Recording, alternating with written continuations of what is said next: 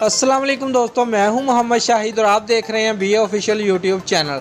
दोस्तों, वीडियो की तफसील में जाने से पहले आप लोगों से गुजारिश है कि हमारे चैनल को सब्सक्राइब करें और साथ दिए गए बेल के बटन को भी दबाएं और हमारी वीडियो को लाइक भी ज़रूर करें। दोस्तों, दुनियाई क्रिकेट के मायानाज fast bowler Dale Steyn PSL का हिस्सा बनने के लिए राज़ी हो गए हैं।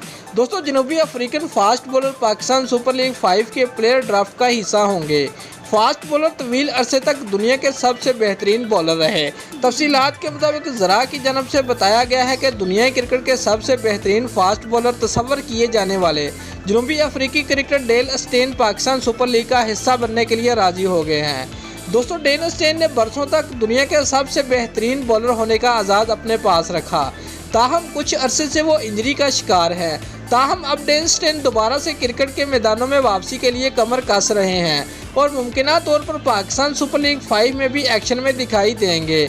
वाज़ेह है कि पाकिस्तान सुपर लीग के 5वें एडिशन का इनकाद अगले बरस फरवरी में होगा। इस मरतबा पाकिस्तान क्रिकेट बोर्ड पीएसएल के तमाम मैचेस पाकिस्तान में करवाने का इरादा रखती है। पीएसएल 5 के मैचेस लाहौर, कराची, मुल्तान, रावलपिंडी, पेशावर और मीरपुर के शहरों में खेले जाएंगे।